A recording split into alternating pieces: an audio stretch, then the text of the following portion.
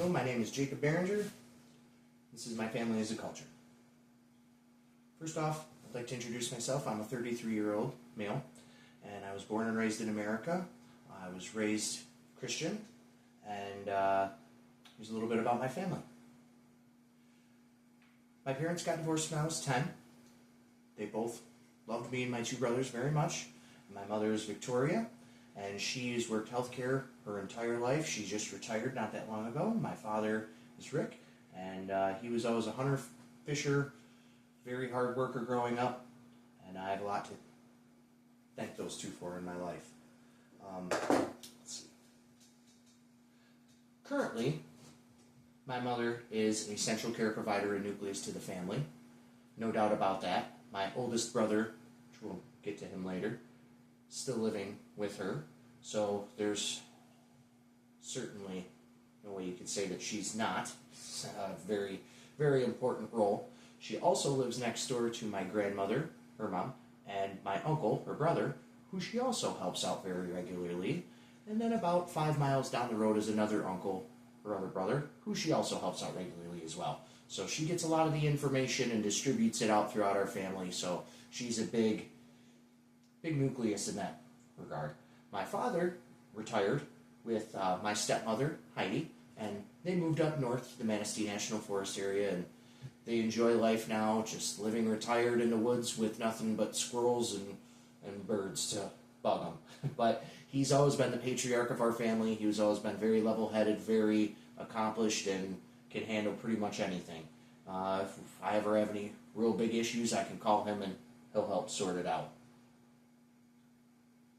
This moves me on to the next big member of the family is my grandmother, the only living grandparent I have left, and she is the owner of our family business. We own a campground, and she is definitely the power broker as far as the relationships go.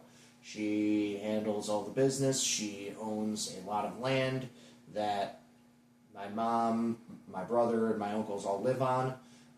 She handles all the taxes, and she is well into her 80s, and she still gets up every day and goes to work and makes it happen, and I couldn't respect her more for it.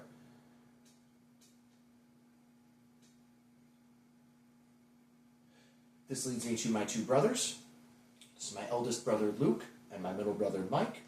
Their defined roles within my family would certainly be my oldest brother as a mediator. He's always easy to talk to. He generally doesn't take sides. He's just a very cool person.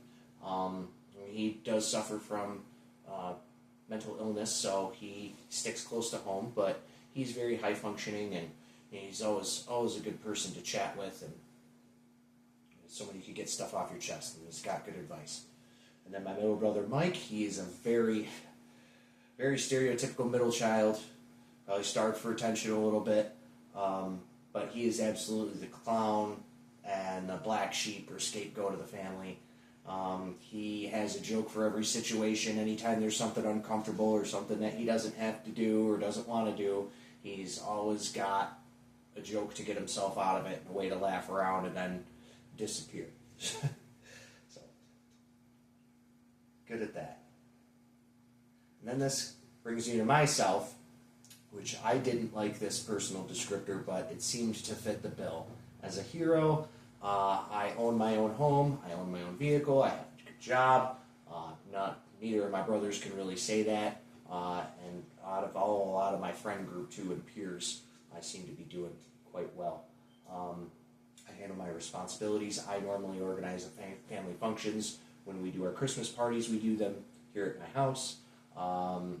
Pool parties, barbecues, Thanksgiving. We do a lot of things here centered around not only geographically where I'm located makes it easy, but also just because I have a big house and everyone's pretty neutral here. So that would have to be my family role if I had to take a wild stab at things. The shared history and future of my family. On my father's side, that comes from 100% German and Irish. My grandmother on my father's side was 100% Irish, and my grandfather was 100% German. His father came directly from Germany and took his wife with him, and same thing from my grandma, her heritage comes from French Canadian, but they came over on the boats from Ireland. And then my mother's side is mostly English, traces of Native American, a couple other small things. My uncle took a DNA test and he told me there was very small traces of some other things in there. But that's essentially the heritage. Feel pretty connected with all of that too. But American would be the country of origin, and that's certainly the most heritage that I identify with. That shared history of the family. My paternal side is very big Irish Catholic. Even in Germany, and when my grandpa had met my grandma, they had talked about their pasts and what their families had gone through, and they both had a lot of struggles. And on my grandma's side of the family, they actually have the original Bible that they had to break apart and get over in pieces and then reassemble it along with a whole family tree that they had to hide. And it was pretty interesting to hear that story. So, also the military background on my mom's side of the family, a lot of military background there. My grandfather was a sergeant in the Marine Corps. My uncle was also in the Marine Corps. My brother was in the Marine Corps. A lot of family, Air Force, Navy, I mean, you name it. So that's a little bit of the history there. On the future, I have my daughter, and each of my brothers each have a child, my niece and my nephew. And, we try to keep our culture moving forward through verbal storytelling. It's a big thing that goes back to grandparents on both sides of the family. They were always big storytellers. You never met anybody who could tell a story like my grandfather. And we all picked up on that, and it was wonderful. So we all do that. We all gather around. We tell a lot of stories about each other, share a lot of pictures, and we have a lot of fun. Getting to the iceberg concept of the culture, the above sea level, the two that I chose were music and visual arts. This is because one of my uncles on my mom's side got us very heavily into music, and the other one got us very heavily into artwork. And I play drums, guitar, sing, so do both my brothers, and kind of all around just have a lot of fun doing that, and have met a lot of people through music, and that has definitely helped shape our lives and our culture for sure. And especially our artwork, made a lot of friends just by sitting and drawing something and having somebody walk up and make a comment on it, and soon we're talking in a full conversation, and both of my brothers are very artistic as well. The deep culture, it's a little harder to choose. Shows relationships to animals because that kind of blankets our whole family. We've always had pets. We've always loved animals. I've personally taken in a lot of adoptions and strays. Most of all of the animals I've had were adoptions. My mom has had multiple pets for adoptions. My grandmother has a revolving family of wild cats through the last 40 years, it seems, that she's been taken care of. And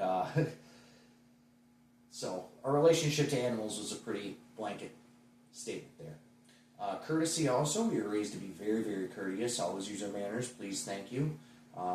That I think really deeply roots into a culture and how someone goes about their life and how they're treated and how they treat others. I think that having common courtesy, especially to others, is incredibly important because you never know what someone's going through in a day. Back before there was cameras out all around, if you said the wrong thing to the wrong person at the wrong time, you might be liable to end up with a violent situation on your hands.